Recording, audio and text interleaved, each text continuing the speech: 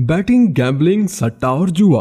Cricket में fixing को कई सारे नाम दिए गए हैं, मगर इन सब का मकसद सिर्फ एक होता है, धोखा। मतलब फैंस को वो दिखाना जो दरअसल रियल नहीं, फेक होता है, या फिर यूं कह लो कि एक्टिंग जीत की कोशिश में हार की। ठीक वैसे ही जैसे बचपन में हम पैसे या ट्रीट देकर मुखालिफ टीम के किसी एक खिलाड़ी को खरीद लिया करते थे, या फिर अंपायर को। सही कह रहा हूं ना?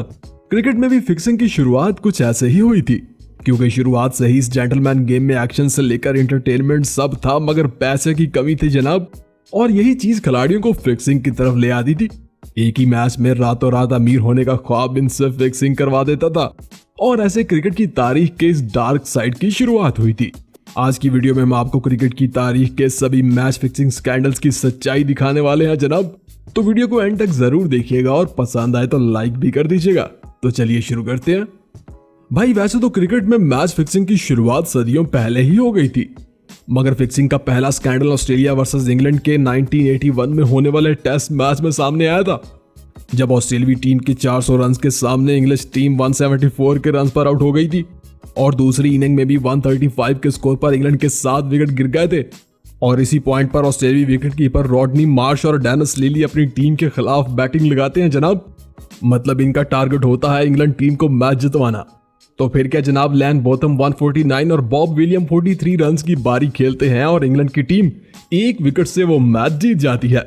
कुछ अरसा बाद ये स्टोरी खुलती है तो पता चलता है कि डेनिस लिली और मार्श ने $7,500 में ये मैच फिक्स किया था, मगर इनके खिलाफ कोई भी एक्शन नहीं लिया जाता। ठीक 12 साल बाद 1993 में दूसरा फिक्सिंग स्कैंडल सामने आता है, जब ऑस्ट्रेलियाई कैप्टन एलन बॉर्डर पाकिस्तानी कैप्टन मुश्ताक मोहम्मद पर इल्जाम लगाते हैं कि उन्होंने टेस्ट हारने के लिए $1 मिलियन ऑफर किया था। और ये बात एलन बॉर्डर ने अपनी किताब इनसाइड आउट में भी लिखी थी।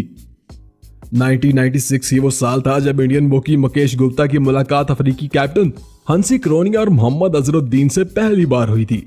और कौन जानता था कि ये तीनों मिलकर अगले कुछ सालों में क्या धूम मचाने वाले। इस मुलाकात की भनक इस वक्त के इंडियन टीम के मैनेजर सुनील देव को भी लग गई थी जनाब, और सुनील ने जुडिशनल इंक्वायरी की मांग भी कर डाली थी, मगर कोई भी खास सबूत ना हाथ लगने की वजह से फिक्सिंग साबित नहीं हो पाई थी। लेकिन अगले ही साल 1997 में इंडियन बॉलर मनोज प्रभाकर ने बताया कि इन्हें भी श्रीलंका के खिलाफ एक वाइट बॉल डालने पर 25 लाख की ऑफर की गई थी।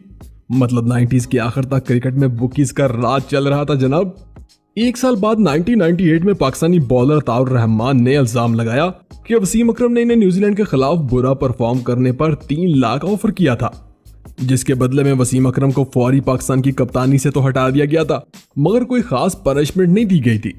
और इसी साल कुछ ऐसे ही इल्जाम राशिद लतीफ ने भी वसीम अकरम और सलीम मलिक पर लगाए थे, लेकिन अभी तक बात सिर्फ इल्जामात पर थी। मतलब किसी भी खिलाड़ी को कोई खास सजा नहीं सुनाई गई थी। 1998 में पहली बार फिक्सिंग के स्कैंडल में किसी खिलाड़ी को लाइफ टाइम बैन किया गया था, और ये कारनामा सबसे पहले पाकिस्तानी क्रिकेट बोर्ड ने किया था, जब ऑस्ट्रेलियाई खिलाड़ी शीन वॉर्न और माकवा ने पाकिस्तानी कैप्टन सलीम मलिक पर $50,000 की ऑफर में मैच हारने का इल्जाम लगाया था। तो पीसीबी की तरफ से बनाए गए पैनल ने इन एलिगेशन की वजह से सलीम मलिक को लाइफ टाइम बैन कर दिया था। और ये पहली बार हुआ था कि क्रिकेट में किसी खिलाड़ी को फिक्सिंग की इतनी बड़ी सजा दी गई हो।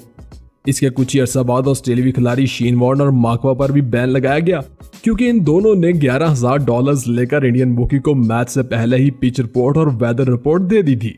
फिर आता है 2000 का वो साल जब क्रिकेट में फिक्सिंग का सबसे बड़ा स्कैंडल सामने आया था, जिसमें रेनबो नेशन के हीरो हंसी क्रोनिया और इंडियन हीरो मोहम्मद अजरुद्दीन मोहरा साबित हुए थे।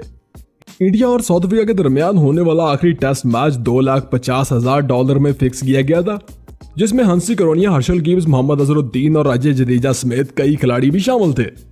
दरअसल ये मैच साउथ अफ्रीका को जीतना था, और वो भी सिर्फ 3 दिन और 250 से कम टारगेट के साथ। पहली इनिंग में इंडियन टीम 225 रन का टारगेट देती है और अफ्रीकी टीम 176 के स्कोर पर आउट हो जाती है। दूसरी इनिंग में इंडियन टीम बहुत बुरा खेलती है, जैसे कि बुकीज के साथ डील हुई थी, और इंडियन टीम सिर्फ 113 रन ही बना पाती है। और जवाब में अफ्रीकी टीम 163 का टारगेट चेस कर लेती है और अफ्रीका वो मैच जीत जाता है। मगर 7 अप्रैल 2000 को दिल्ली पुलिस ने बुकीज हंसी क्रोनिया और मोहम्मद अजरुद्दीन के दरमियान होने वाली कन्वर्सेशन की वो ऑडियो हासिल कर ली थी, जिसने फिक्सिंग का सारा स्कैंडल खोल के रख दिया था। खैर शुरू में तो हंसी क्रोनिया ने अपनी गलती एडमिट की और ना ही अजरुद्दीन ने, लेकिन हर्षल गिब्स ने बता दिया कि इन्हें 20 से कम स्कोर बनाने पर क्रोनिया की तरफ से $15,000 की ऑफर हुई थी, जिसके कुछ ही अर्सा बाद हंसी क्रोनिया ने भी फिक्सिंग का एतराफ किया और 1996 से की गई अपनी सभी फिक्सिंग का कच्चा चिट्टा खोल के रख दिया जनाब। इस फिक्सिंग स्कैंडल में टोटल 6 खिलाड़ियों पर बैन लगाया गया, जिसमें हंसी क्रोनिया और मोहम्मद अजहरुद्दीन को तो लाइफ टाइम के लिए ही बैन कर दिया गया। 2004 में एक बार फिर बड़ा स्कैंडल सामने आया जब श्रीलंकन क्रिकेट बोर्ड को इन्वेस्टिगेशन के दौरान मारवन अतापतु के रूम से $3 मिलियन मिले, लेकिन कोई खास सबूत ना मिलने की वजह से अतापतु फिक्सिंग के इल्जाम से बच गए। फिर आता है 2007 का वो वर्ल्ड कप जिसमें एक ऐसा इंसिडेंट होता है जिसकी सारी कड़ियां मैच फिक्सिंग की तरफ ही इशारा करती हैं। जैसे कि पाकिस्तान जैसी मजबूत टीम पहली बार वर्ल्ड कप खेल रही आयरलैंड के हाथों हार जाती है और ऊपर से पाकिस्तानी कोच बाबा उमर की मौत भी हो जाती है। क्रिकेट एक्सपर्ट्स का मानना था कि ये मैच भी फिक्स था, लेकिन आज तक कोई भी इस राज से पर्दा नहीं उठा सका। 2008 में वेस्ट इंडियन बल्लेबाज मार्लोन सैमुअल को इंडियन बुकीज को इन्फॉर्मेशन देने के इल्जाम में 2 साल के लिए बैन कर दिया जाता है। और फिर 2010 में इंग्लैंड और पाकिस्तान के दरमियान चल रहे एक टेस्ट मैच में एक और बड़ा फिक्सिंग स्कैंडल सामने आता है, जब मोहम्मद आमिर और मोहम्मद आसिफ मैच के एक स्पेसिफिक पॉइंट पर नो बॉल डालते हैं। दरअसल ये आमिर आसिफ और सलमान बट की मजहर मजीद नामी बुकी के साथ नो बॉल डालने की फिक्सिंग डील होती है और मजहर मजीद ये डील बाकी बुकी के साथ शेयर करते हैं। कुछ ऐसे ही ये फिक्सिंग का भांडा भी फूट जाता है जनाब और इन तीनों को अरेस्ट कर लिया जाता है, जिसके बाद मोहम्मद आमिर और मोहम्मद आसिफ पर 5 साल जबकि सलमान बट पर 10 साल का बैन लगा दिया जाता है। 2012 में पाकिस्तानी स्पिन बॉलर दानिश कनेरिया को भी फिक्सिंग स्कैंडल की वजह से लाइफ टाइम बैन कर दिया जाता है।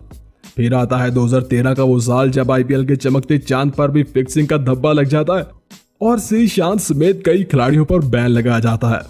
इस फिक्सिंग की असल कहानी तो तब खुलती है जब श्रीशांत अपने टॉवल से बुकीज को इशारा करते हैं और इनका ये इशारा इन्हें बहुत महंगा पड़ जाता है जनाब। इसी फिक्सिंग में पकड़े जाने वाला एक बुकी बीपीएल में भी फिक्सिंग का इंकशाफ करता है, जिसके बाद बांग्लादेशी बल्लेबाज मोहम्मद अशरफुल पर भी बैन लगा दिया जाता है।